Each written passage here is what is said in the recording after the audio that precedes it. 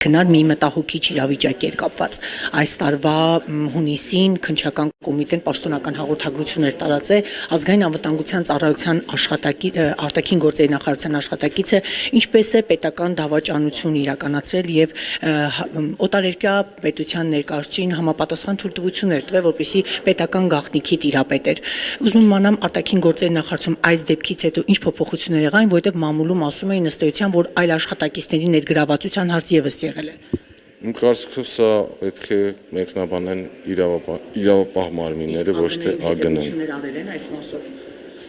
Հաստատի աշխատակիցը պետական դավաճանության մեջ է մեղադրում, այսինքն որևէ գործողություններ նման դեպքերը բացառելու համար ԱԳՆ-ում անընդհատ այդպիսի աշխատանք է կատարվում, այսինքն դա կապված է աշխատակիցների ընտրության եւ ատեստացիայի եւ այլն այդպիսի գործողություններ, այսինքն լավագույն կադրերին ներգրավելու։ Ինչ վերաբերվում է կոնկրետ այս դեպքին, դա պետք է մեկնաբանեն համապատասխան մարմինները։ Աշխեն Առաքելյանի ընտրության իրեն արտաքին գործերի նախարարությունում աշխատանքի դասավորելու մասով որևէ ներգրավվածություն ունեցել եք, ճանաչել եք անձամբ, նա լավ կադրեր, ընտրությունը ինչպես է եղել։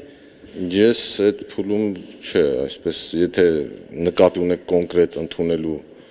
կամ առասարակ առնչության մասով երբևիցե առնչվել եք իր հետ ինչպիսի անձնավորություններ կարող էր պետական դավաճանություն անել օտարերկրյա ներկայացուցիչներին թույլ տալ մեր պետական գաղտնիքի այսպես համապատասխան թույլտվություն ունենալ մտներ եւ տեսնել թե ինչ նորություններ կան Հայաստանի հետ։ Ինքը իմ ենթակայության տակ չի աշխատել, բայց բնականաբար ճանաչել եմ որպես ԱԳՆ աշխատակից։ Ինչ վերաբերում է ենթադրություններին, այսինքն սա կոնկրետ դեպք է, որտեղ աշխատել են իրավապահ մարմինները, համապատասխան մարմինները եւ